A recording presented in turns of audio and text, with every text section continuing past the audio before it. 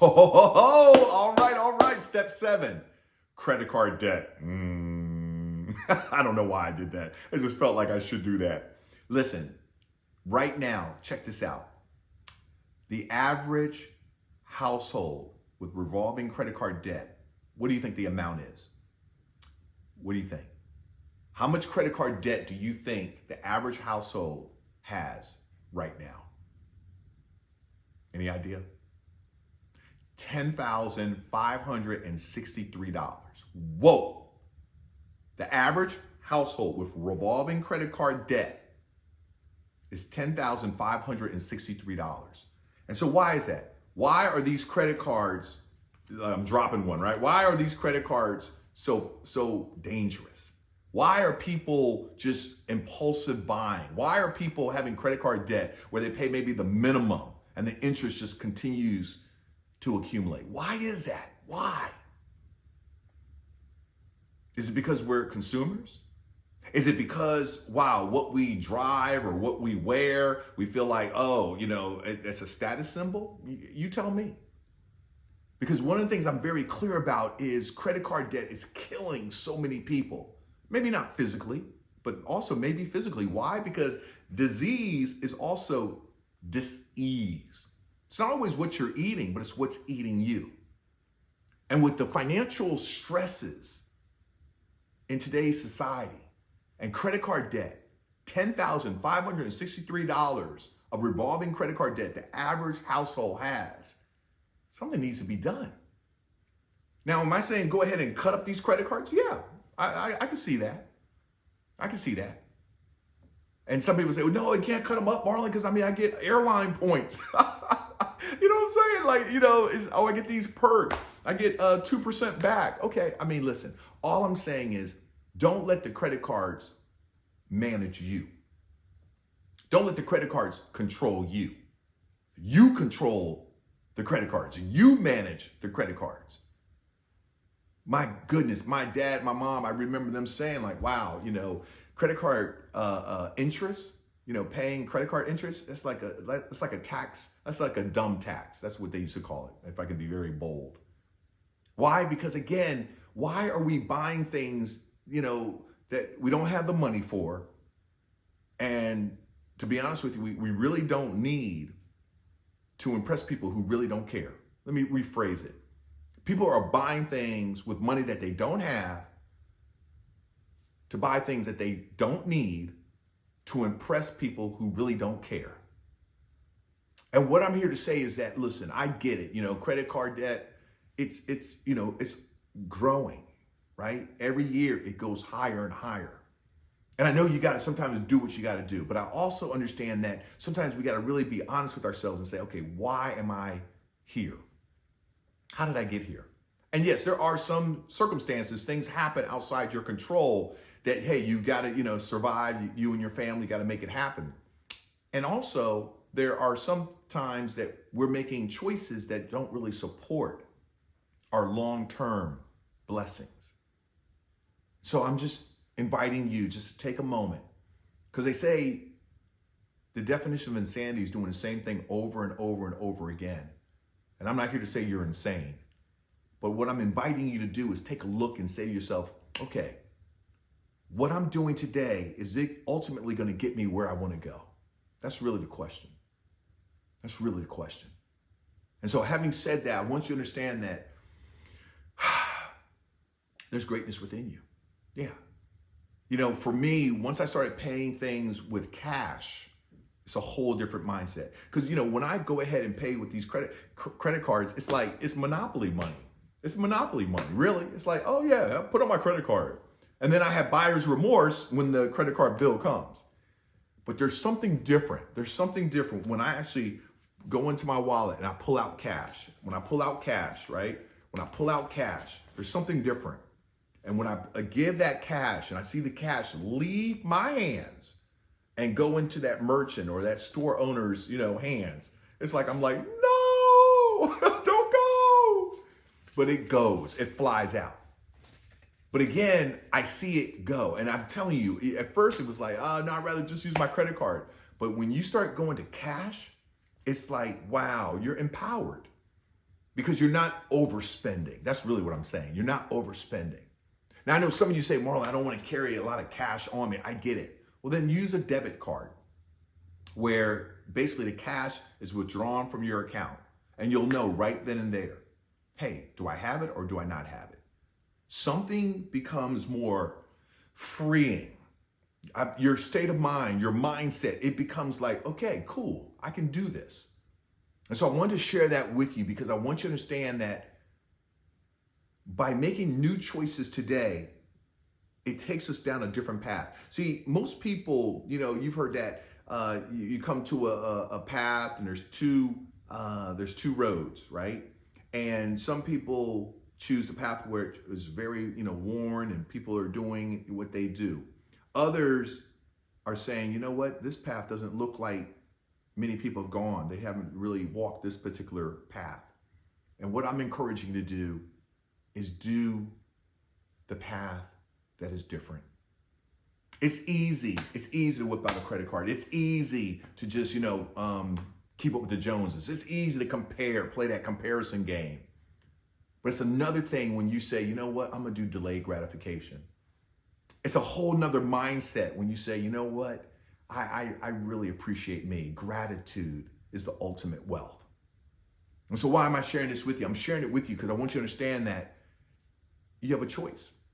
You're going to come to that path and you can, continue paying with credit card and accumulate more credit card debt. Or you can say, you know what, I'm going to be intentional. I talked about how my dad used to brown bag it. I talked about how, delayed gratification, sleeping on things, before you buy, something that, is your threshold. Like, I'm not talking about $1, but I'm talking about really those things that are higher price tickets. Take 24 hours and sleep on it. I'm talking about you realizing that, what I drive or what I wear is not the ultimate wealth. Millionaire mindset, right? Understanding even the book, right? The Millionaire Next Door. I talked about how researchers went and studied real millionaires. And the one common denominator he found is that all millionaires, real millionaires, live below their means. Live below their means. They could afford the real fancy house or the real fancy car, but they don't. And so we can learn from that. And so when it comes down to credit card debt, when it comes down to, credit cards, I'm encouraging you, go ahead and just say to yourself, okay, what can I do better? Yeah, I have credit cards, but I also understand that I pay them off in full every billing cycle. Because again, my mom, my dad, when I was young, they used to talk about a dumb tax. And, and they equated paying credit card debt because you're beyond, you can't control your spending. You're buying things that you don't really need to impress people who really don't care with money that you really don't have. It sunk in. It sunk in. And so again, it's not about, we talked about, past lessons. It's not about, oh man, I'm so terrible, I've made mistakes. No, it's just learning from the lessons and saying, you know what, today's a new day. And so I hope you've enjoyed this series, right? I hope that you really have. We talked about money mindset, right? Once you have the mindset to say, you know what, I'm blessed, I'm here, I'm ready, things shift. Things shift. And you have to believe in yourself. You got to believe that, yes, I am worthy. I'm worthy to live my ideal life.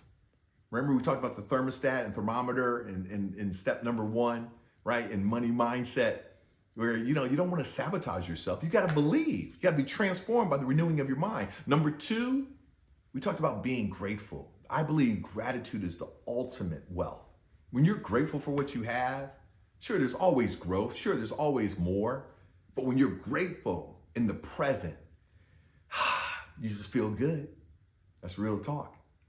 Number 3, we talked about past lessons. And how do you really learn a lesson? It's when you make a mistake. And when it comes down to money, we've all made mistakes, right? We've all said, man, if I had only known back then what I know now, how would my life be different? Sure, we have. But what we also understand is you're growing. When you can really reflect and say, okay, what will I do different the next time this opportunity comes? life takes on new meaning. And then millionaire mindset. Millionaire mindset. I love that, right? Having that millionaire mindset where, you know what, my wealth doesn't come down to what I drive or what I wear. No, my mindset, my millionaire mindset is that I'm appreciative. I'm appreciative for the things I have, right? And I'm going to do some things different. I'm going to make some choices where I don't have to impress others. Someone's opinion of me does not have to become my reality. I'm my own person. And so the millionaire mindset is just saying, you know what? Delayed gratification. Yeah, I want to create a legacy that matters. I want to do things today that will make a difference in the future. A millionaire mindset. And then we talked about richest man in Babylon. Richest man in Babylon. What's that? What did the richest man in Babylon do? Number one, that first 10% that he received financially, he gave it away. Gave it away. Second 10%, he saved. He saved for him and his family. The third 10%, he invested in the future, right? And then he lived off the 70%. That's what I'm talking about. When it really comes down to it, that is power. That's power. And in order for you to really put all this together, delayed gratification, right? What did we say? Instead of buying something, impulse buying, go ahead and sleep on it 24 hours. Give yourself 24 hours. Just sleep. If you still have the same desire the next day, then go ahead, go for it. But there's something about you being in control. You being in control. And then last, but certainly not least, credit card debt. All I'm here to say is listen, you be in control of your credit cards versus your credit cards controlling you. Because we've all experienced buyer's remorse. We've all experienced when that credit card bill comes, you're like, oh, why did I buy this? Oh my gosh, right? All I'm saying is be in charge. I hope you've enjoyed this series. I wanted to share it with you because so many people have said, Marlon, the financial piece, it matters. And yeah, it does. And so I wanted to be a blessing for you. And I hope that you really enjoy because we've gone through 7 steps, if you would, 7 mindset steps, strategies, principles. And so number 1, again, money mindset. Number 2, delayed gratification. Number 3, what was number 3? Number 3, number 3, past lessons. That's right. Number 4, millionaire mindset. Number 5, the richest man. Number 6, delayed gratification. And number 7, credit card debt. I am Marlon Smith reminding you there's greatness within you. And feel free to share these lessons with your family, your friends, your children. There's no reason why our children need to make the same mistakes we've made. I believe these 7 principles are powerful. They're fire. And I'd love to hear from you. Go ahead and write in the comment section, what have you enjoyed the most? Which of these 7 principles really resonates the most with you? I would love to hear from you. And go ahead and make sure you share this YouTube channel with your family and your friends because each one reach one, each one teach one. I am Marlon Smith reminding you, a vision without action, it's just a dream. A lot of action without a vision is merely a passing of time. But a vision with action can change the world. Stay blessed.